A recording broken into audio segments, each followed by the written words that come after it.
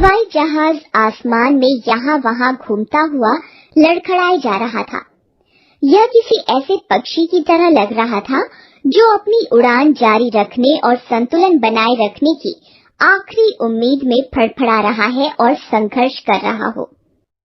जमीन से इसकी ऊंचाई तेजी से कम होती जा रही थी और यह जमीन की तरफ बढ़ रहा था। यह हवाई जहाज के दुर्घटनाग्रस्त होने के कुछ पल पहले की बात थी। जमीन की ओर गिरते हुए इस जलते हुए पिंड से कोई आकृति बाहर निकली। एक सफेद ढांचा प्रकट हुआ और आकाश में फूल की तरह खिल गया। इसी के साथ ही वह आकृति हवा में लहराती हुई धीरे धीरे जमीन की ओर आने लगी। कुछ ही दूरी पर स्थित पेड़ों के एक झुरमुट से एक नन्हा बालक निकला। वह कुछ देर से हवाई जहाज पर नजर रखे हुए था। उसने इसमें शत्रु का गोला लगते और जलते हुए यान के चालक को पैराशूट से कूदते देख लिया था। वह पेड़ों के पास के अंधेरे से बाहर निकल आया। अगले ही पल उस जगह कुछ चमक सी दिखाई दी और वह नन्हा बालक, जो मुश्किल से 10 या 12 साल का होगा, घायल पायलट के पास पहुंचा। मेरे साथ आइए साहब, दुश्मन यहाँ कभी भी आ सकता है। समय बिल्कुल नहीं है। यहाँ पास ही में एक फौजी शिविर है, आप वहाँ सुरक्षित रहेंगे। पायलट के कदम लड़खड़ाए। उसने डगमगाते हुए 2-3 कदम बढ़ाए और फिर गिर पड़ा। मैं चल नहीं सकता, शायद मेरी टांगें टूट गई हैं। क्या तुम मेरे लिए कुछ कर सकते हो? बच्चा देख रहा था कि उस व्यक्ति को बात करने में भी कठिनाई हो रही थी। हाँ साहब, आप जो कहेंगे मैं करूँगा। तुम छोटे हो, कोशिश करके देखते हैं। वह सांस लेते हुए बुदबुदाया। कोशिश नहीं साहब, एकदम पक्का। आप मुझसे क्या कराना चाहते हैं? उस व्यक्ति के हाथ से खून बह रहा था। उसने अपना हाथ जेब में डाला और कुछ टटोलने लगा। उसने कागजों का एक बंडल बाहर निकाला। इसे सेना की यूनिट के कमान अधिकारी के पास ले जाओ। उनसे कहना कि इसे ठीक से रखें और नियत समय पर अंबाला पहुंचने की व्यवस्था करें। अब अपने जीवन और देश के लिए दौड़ पड़ो। दुश्मनों से तुम्हें बचना है। क्या तुम ये कर पाओगे? हाँ साहब, मैं कर लूंगा, लेकिन दुश्मन आपको पकड़ लेगा। मेरे बारे में चिंता मत करो, मैं नहीं बच सकता। मैं दुश्मनों का ध्यान दूसरी तरफ लगाने का प्रयास करूंगा। तुम भागो और ये बंडल पहुंचा दो। हाँ साहब, बच्चे ने फुर्ती से सैल्यूट करते हुए कहा। वह व्यक्ति अपनी मुस्कान नहीं रोक पाया। हालांकि घाव के दर्द की वजह से उसके चेहरे की आकृति बिगड़ी हुई थी। वह उस बालक से दूर खिसकने लगा। नन्हा बालक खुले मैदान को जल्दी से पार करके निकला और जिन पेड़ों से निकला था उन्हीं में वापस चला गया। हालांकि दुश्मन ने उसे देख ही लिया। उसके चारों तरफ गोलियां दागी जा रही थी। बालक तेजी से भागा और आंखों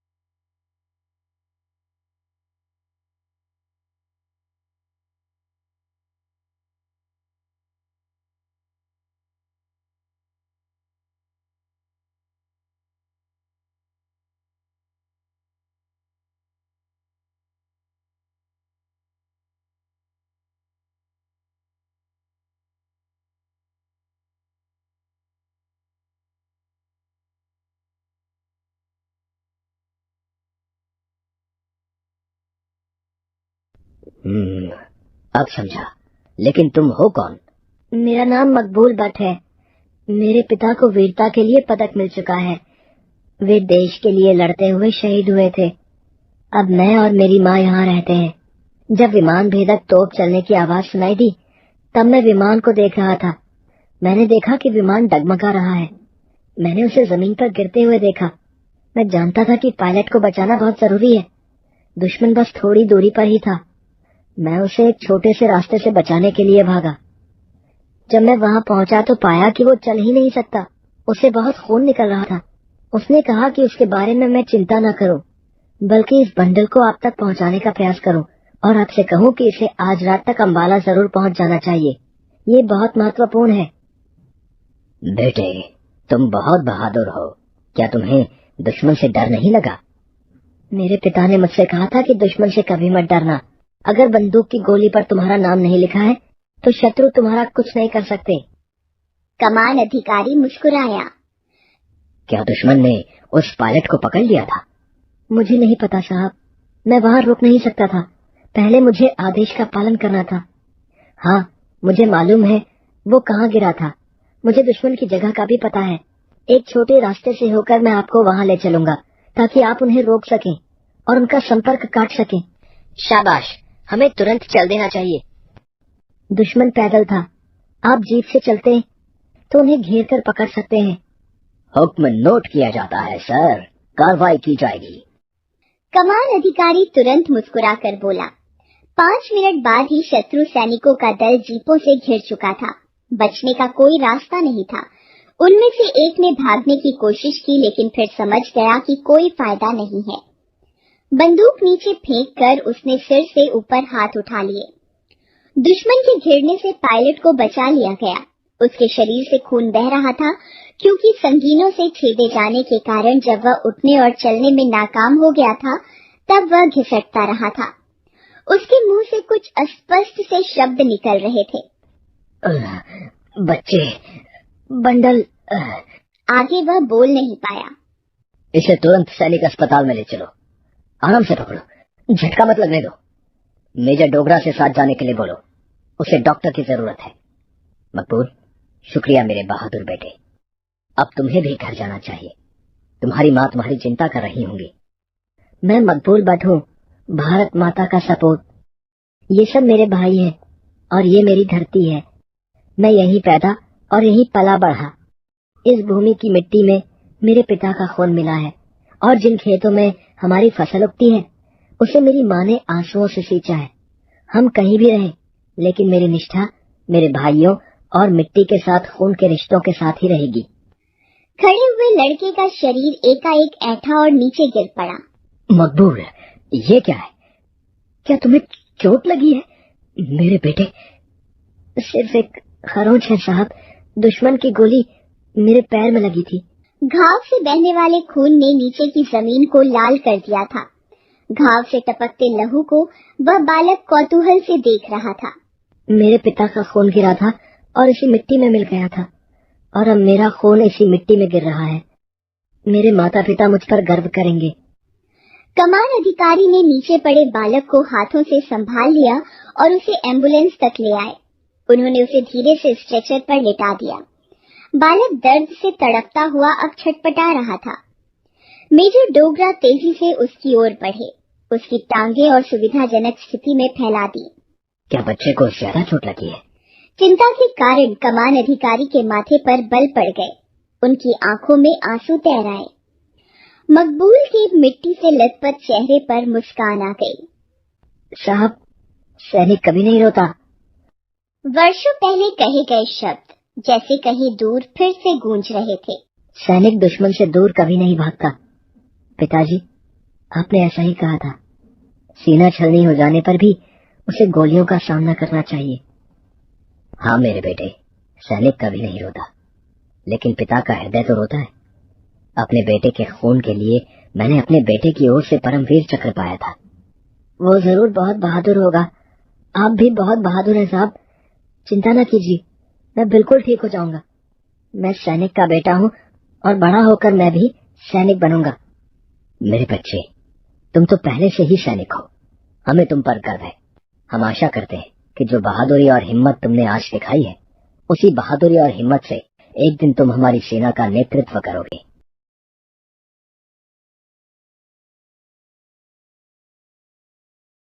ये कहानी है अमरीश की। अपने माँ बाप का इकलौता बेटा अमरीश इंडियन एयर फोर्स में फ्लाइट लेफ्टिनेंट के पद पर काम करता था। उसके माँ बाप गांव में रहते थे। छोटी उम्र से ही अमरीश हवाई जहाज उड़ाना चाहता था। तभी तो वो खिलौनों में सिर्फ हवाई जहाज की ही जिद अपने माँ पापा से किया करता। 21 साल की उम्र में जब उसने भारतीय वायुसेना के लिए पहली बार फाइटर प्लेन उड़ाया तो गर्व से उसके माँ बाप का भी सीना चौड़ा हो गया था। अब तो भारत माँ की सेवा करते हुए उसे 8 साल हो गए थे।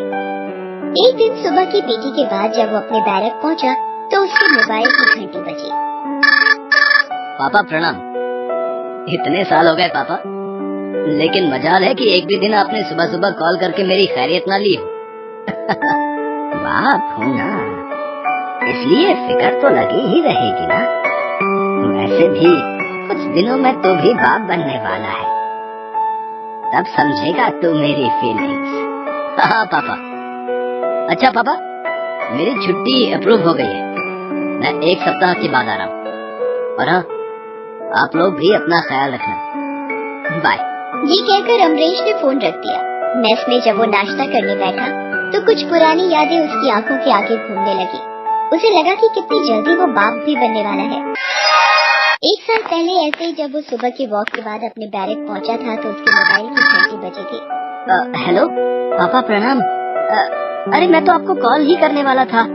आप भी ना, अब मेरी चिंता करना छोड़ दो, अब मैं बड़ा हो गया हूँ। दूसरी ओर से अमरीश के पापा नहीं, उसके माँ के रोने की आवाज आती है। बेटा जल्दी घर आ जाओ, पापा को ब्रेन हेमरेज हुआ है, उनकी हालत बहुत सीरियस है। अमरीश ट्रेन से अपने घर पहुंचा। उसके पापा अभी भी आईसीयू वार्ड में थे। अस्पताल के आईसीयू वार्ड में अपने पापा को जिंदगी और मौत से जूझते देखना अमरीश के लिए बहुत कठिन था, लेकिन उसने हिम्मत रखी। डॉक्टरों की कोशिश से उसके पिता स्वस्थ होकर घर तो आ गए, लेकिन ब्रेन हेमरेज के बाद हुए पैरालिसिस के अटैक के कारण वो ठीक से चल फिर नहीं पाते थे। अमरीश अपने पिता की व्हीलचेयर पकड़कर उन्हें टहला रहा है। उसकी माँ भी साथ में है। और कितने दिन की छुट्टी बची है बेटा? अभी छुट्टी है पापा। बेटा पता नहीं अब मैं कितने दिन और बचूं या ना बचूं। बस अपने जीते जी अपनी बहू को देख लूं तो शायद चैन से मर सकूं। अमरीश अपने पिता की बात सुनकर बहुत भावुक हो गया। उसने शादी के लिए हामी भर दी। जल्द ही उसकी शादी संगीता से हो गई। उसके माता पिता बहुत खुश थे। थोड़े दिनों बाद अमरीश वापस ड्यूटी पर लौट गया। कुछ दिनों बाद ही उसे संगीता के प्रेग्नेंट होने की बात पता चली। Oh love you love you love you, तुमने कितनी बड़ी खुशखबरी मुझे दी है। मैं भी अब बाप बन जाऊंगा। मेरी जिम्मेदारी और भी बढ़ जाएंगी। मैं भी तो माँ बन जाऊंगी। मेरी जिम्मेदारियाँ तो आपसे ज्यादा ही होंगी, कम नहीं। बाप बनने की बात सुनकर अमरीश की खुशियों का ठिकाना न रहा। वो जल्द से जल्द अपने घर पहुंचकर अपने बच्चे को गोद में खिलाना चाहता था, उसे सीने से लगाना चाहता था। दिसंबर तक डिलीवरी होने की संभावना थी। उसने दिसंबर की छुट्टी के लिए अप्लाई कर दिया और संगीता को कहा कि वो दिसंबर में आ रहा है। इस बीच छुट्टियों पर जाने के 1 सप्ताह पहले एक दिन जब अमरीश के यूनिट के कुछ दोस्त अपने बैरक में बैठे अंताक्षरी खेल रहे थे। अरे अमरीश, और तेरी बारी, तू ऐसे गाना गा। अवन कुंड मत्सों का झुंड सुन सारी रात, अब ऐसी रात रख दिल पर हाथ, हम साथ साथ बोलो क्या करेंगे। हवन करेंगे हवन करेंगे हवन करेंगे। वो सभी मस्ती कर ही रहे थे कि अचानक टीवी पर न्यूज फ्लैश होने लगी। सभी लोगों का ध्यान टीवी पर गया। आज फिर से दुश्मन देश की सेना ने सीज फायर का उल्लंघन किया और हमारे पोस्ट पर लगातार फायरिंग की। भारतीय सेना ने उसका मुंह तोड़ जवाब दिया, लेकिन दोपहर बाद घटी एक घटना से पूरा भारत हिल गया। दुश्मन सेना ने आतंकवादियों की मदद से हमारी इंडियन आर्मी के जवानों से भरे 3 ट्रकों पर बम से हमला कर दिया। हमारी कई जवान इसमें शहीद हो गए हैं। तभी बैरक का सायरन जोर जोर से बजने लगा। सभी समझ गए कि दुश्मनों की तरफ से हुई इस नापाक हरकत का जवाब देने की रणनीति बनाने के लिए कॉन्फ्रेंस हॉल में मीटिंग होगी। इसीलिए सभी को वहाँ इकट्ठा होना होगा। सभी वहाँ पहुँचे। जवानों, यही है वो ठिकाने जहां बैठकर दुश्मन सेना आतंकवादियों के साथ मिलकर भारत को अस्थिर करने की साजिश रच रही है। अब वक्त आ गया है कि दुश्मन को उनकी भाषा में जवाब दिया जाए। हमारे बहादुर इंडियन आर्मी के सैनिकों की शहादत का बदला हमें लेना होगा। इस बार हमारी आर्मी के जवानों के बहे खून के एक एक कतरे का हिसाब दुश्मन देश को देना होगा। कोई शक? No sir. इस बार हमारी भारतीय वायुसेना उनकी सीमा में घुसकर उन्हें मारेगी और उन्हें ऐसा मारेगी कि उनकी रूह कांप जाएगी। फ्लाइट लेफ्टिनेंट अमरीश इस ऑपरेशन को लीड करेंगे और उनका साथ देंगे सतवीर सिंह। कोई शक? No sir. हाउस द जोश? Hi sir. Hi sir. जय हिंद, जय हिंद, जय हिंद, जय हिंद। उसी दिन रात को दुश्मन देश की सीमा में घुसना था। अमरीश अपने साथी जवानों के साथ फाइटर प्लेन लेकर दुश्मन देश की सीमा में घुस गया और उनके कई ठिकानों को एक एक कर निशाना बनाने लगा और वहां बम बरसाने लगा। दुश्मन सेना के बीच अचानक हुए उस हमले से खलबली बढ़ गई। इस भारतीय फाइटर प्लेन ने हमारे इलाके में भारी तबाही मचा दी है। वो आ तो गया है हमारी सीमा में, नुकसान भी हमारा किया है, लेकिन वापस जाएगा नहीं। धज्जी उड़ा देंगे हम उसकी और उसके फाइटर प्लेन की।